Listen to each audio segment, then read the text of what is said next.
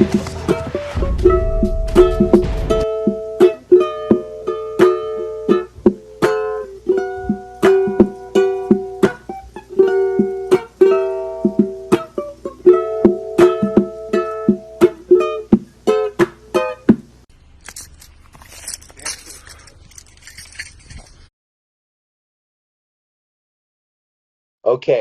Tim Welch, to avoid legal snaps, I need to tell you that you're being recorded. Sounds good. All right, everybody, we're recording. This is the first MMA Island exclusive with Slick Diaz. It's April 4th, 2020. Tim Welch, thank you. We at MMA Island really appreciate you giving us time out of your day to chat with us for a bit. Yeah, no problem, boys. Saturday, nothing to do. Fuck it. Yeah, it's for the boys. I figure why not? Oh yeah. How you doing this Saturday? You got a podcast to shoot later, but what you been doing? Usually every day I have about one or two things to do. It's dealing with the podcast, or we're usually still training once a day, but I still try to stay on a good routine, and not just get fucking stoned and sit around all day. A good routine, I swear, is key. Yeah, well, my good routine has a little bit more to do with that right now, but how's the month of speaking of that? How's the month of 420 treating you? Has your schedule changed much since the lockdowns?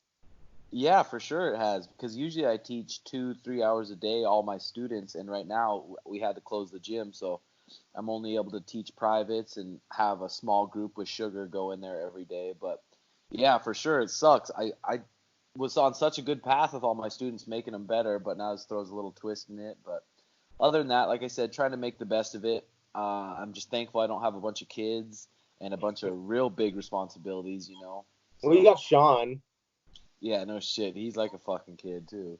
Yeah, dude, I remember seeing the podcast from back then when you were like, yeah, I had to take him under my wing, and I love that whole story. It's so fun.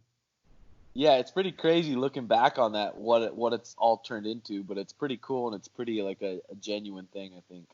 Yeah.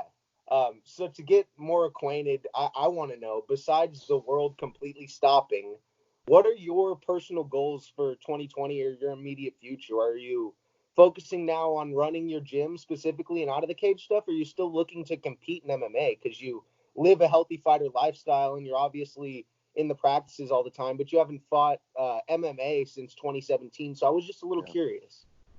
Yeah, I've been getting that question quite a bit, but yeah, like you said, I'm healthy.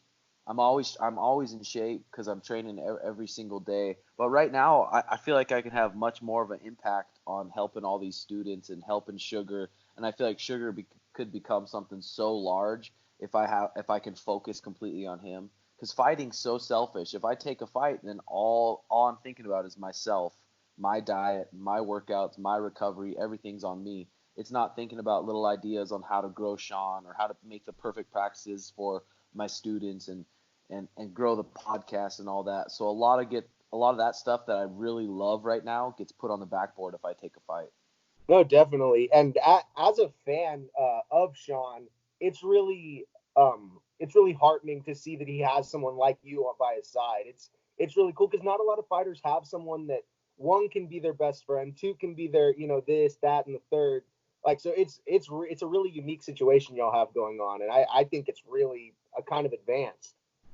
Yeah, I definitely, the more I'm looking around, the more it's not very it's a pretty unique situation. He is my best friend and I am his coach. Like you said, when we get into the practice room, I'm his coach, not really his friend at that time. But then as soon as practice ends, we're back to fucking around, roasting each other and shit, and just having fun. But yeah, and he does trust in me a lot, and he trusts me in me as his head coach. So that puts a lot of pressure on me to make sure I'm doing the right things for him, make sure and we're having all the bases covered in every area with experts in every area. Definitely. So y'all have been slowly developing this fan base and group around Sugar and around y'all show for a while. So those who have been watching are kind of familiar with some of the struggles and ups and downs that Sean's had as far as USADA is concerned. Um, During all of that drama, it was really saddening to see him go through that. But now that we're on the back end of it, it seems that this is kind of one of the best things that could have happened for his career. He's making large strides every time he steps in the octagon. Looking back, was it all worth it to see where he is today? Oh, dude, 100%. For his whole career since he was an amateur, as soon as he turned pro, I've been with him for all his pro career, and it just seems like everything comes together perfectly. Everything that's happened happens for the right reason, and that definitely was a big one, man. He was super young. You could see on the Contender Series, super small and skinny. Didn't God, really have so a lot of small. muscle. Yeah, and just didn't have much power and didn't have much of a ground game. Was always a scrappy, athletic kid, but man, in the UFC, that's going to get exposed fast. So that 2 year break, we just sat down. It's like, okay, dude, what are our options here? We can fucking mope about it, get stoned, go party, get drunk, and go down this path, or we can just fucking kick it up a gear Get and say, better. hey, we need to fucking train hard on the ground. This is 2 years that we can go train with one of the best guys in the world, Taquino Mendez, on a daily basis, and he's done that, and he got on the best strength and conditioning program, so he's put a lot of size in all the right areas. So now he's turned into a fucking dangerous motherfucker for anyone in the division right now. 2 years ago, that wasn't the case. Yeah, it was scary because seeing a young, exciting, talented, charismatic fighter, you're almost certain if everything goes according to plan, they're going to get fast tracked to a title shot and they're going to fight people before they're ready and stuff like that. But as a team, I guess the time off kind of helped with that. But how do you still avoid the fast track treatment for Sean? Or do you think he's ready to compete at the top of the heap? I truly do. Like I said, I think he's ready for the top of the heap right now. I think no matter who it is, he's going to give him a big run for the money. But I also think it's not going to hurt to take our time. Wax a few more guys that in that mid-tier level, and then we'll bust into the top 15, top 20, and take our time. And remember, between each of those fight camps, our focus is pretending he lost that last fight. We have And to that's one pretend. of my favorite things Yep. about y'all's method because that's a Jordan mindset. You know what I mean? That's very classically competitive, like in a great way. That's Yeah. something that all the greats kind of have focused in on one way or the other throughout history. So I mean, I'm sure that comes from reading and experience and like the enlightenment that y'all kind of focus on normally. Yeah, for sure. And like I said, the goal is not to just win a couple fights and become a big name. The goal is to be the best fighter, the best 135er ever. And to be the God. best 135er fucking ever, dude, is not going to be just okay, let's just train and keep our skills and we'll get in shape. Like a lot of fighters do, they just wait till they get a fight camp and then they get in shape and they start working out. But out of fight camp is where all the work's done. That's where all the technical training's done and all the reps and all the getting better. As soon as fight camp hits, it's time to get in shape. Your main focus is your cardio and a little bit of sparring. So that's what we're just trying to remind each other and just eat, like I said, eat healthy and really take care of your body and just be fucking optimal from top to bottom. Yeah, you can really see the growth in Sean's mental state and maturity over the past few years because now when you see him talk about his practices and routines and stuff, he seems to not only be devoted and really willing to stick to them, but it seems like he really loves it and kind of gives him a guide for each day, like a Yeah. moral compass, or not a moral compass, but you know what I Yeah. mean. Yeah.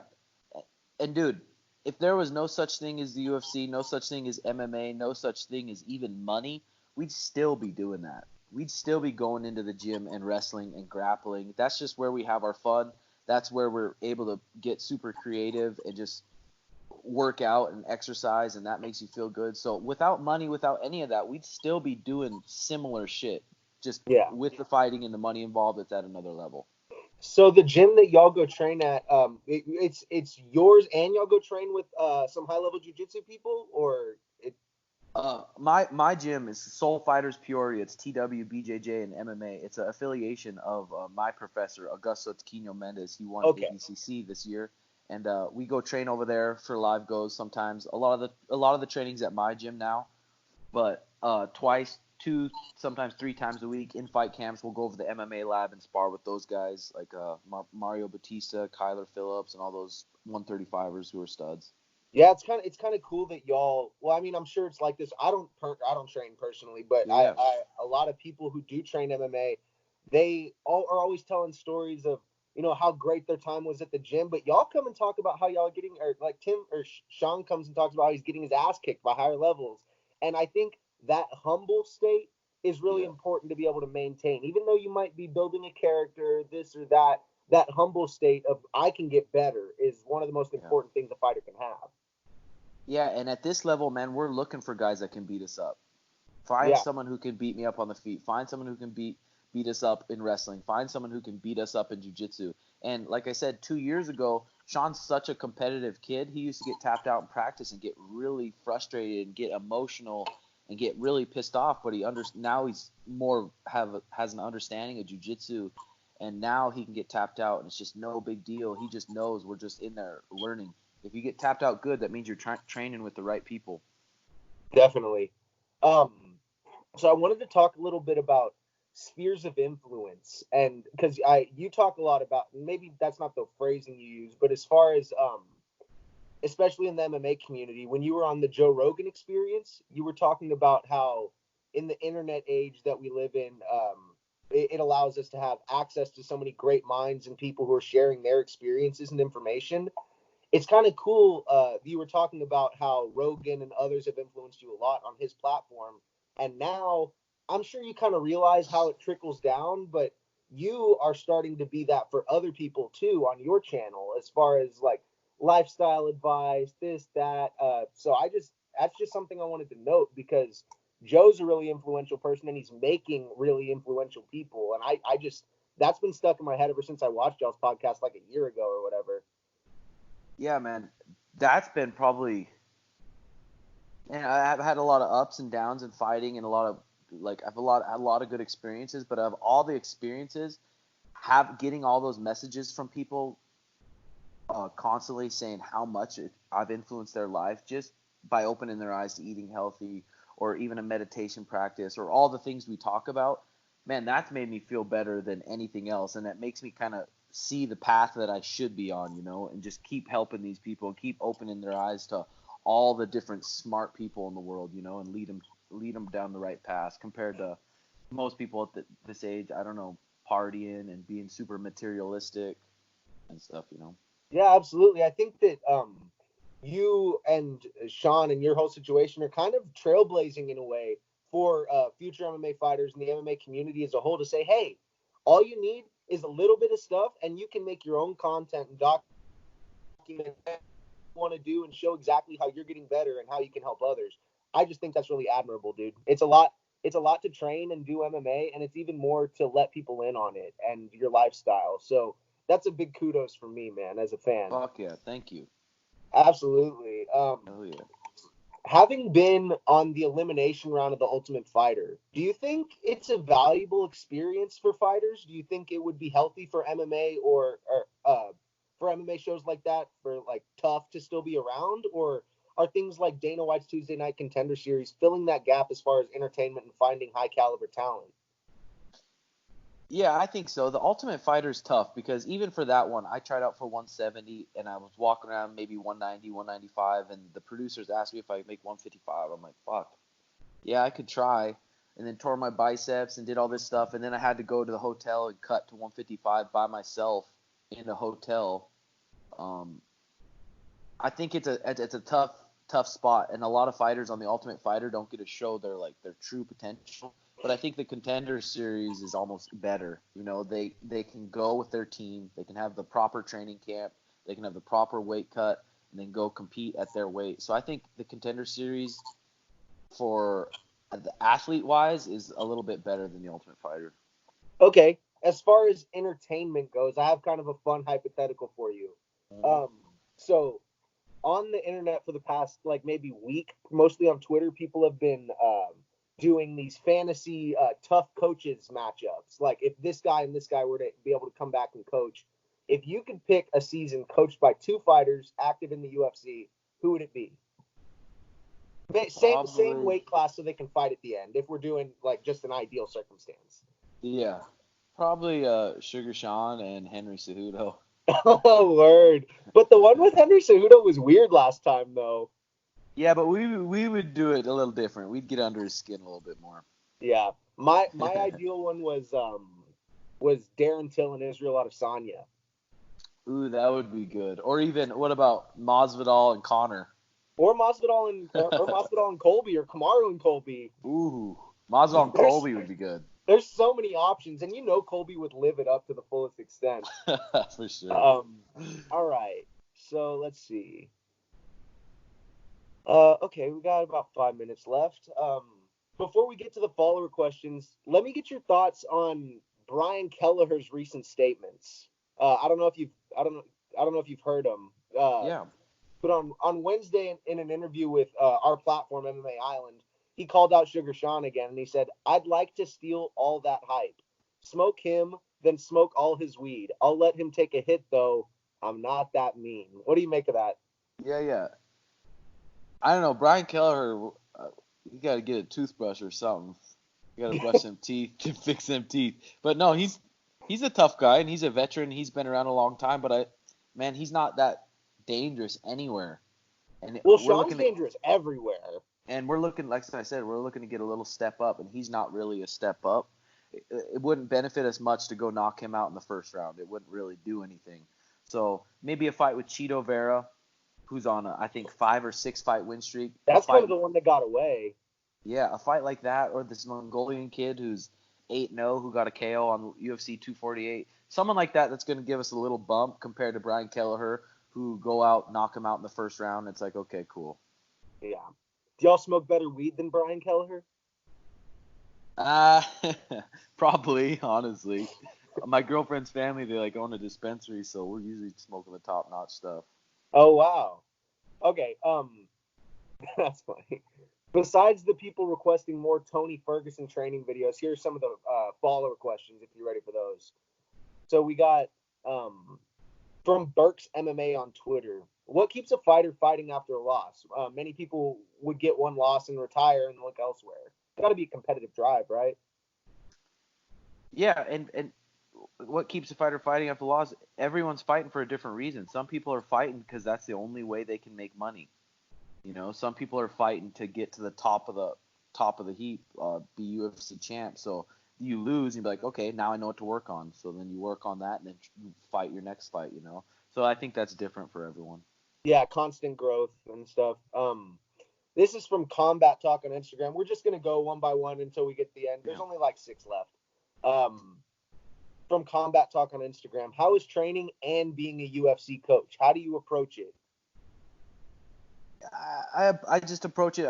Like I said, I keep my routine good. I know what I got to do every day. I know I have to improve. I have to keep fucking improving, fucking improving. There's just so much to learn. So I have to make sure I'm always improving. And then being a coach, like I said, right now there's other fighters that want to be coached and me taking them under my wing, but I don't have time for that. And like I said, I want to make Sean the greatest fighter of all time, and then teach my jiu-jitsu academy. So. Absolutely.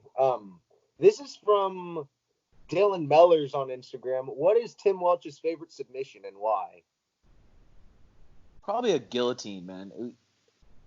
Just grabbing someone's neck and strangling them like it's a fucking noose, and then not getting out, and them just struggling like they're getting choked and tapping. So definitely a guillotine.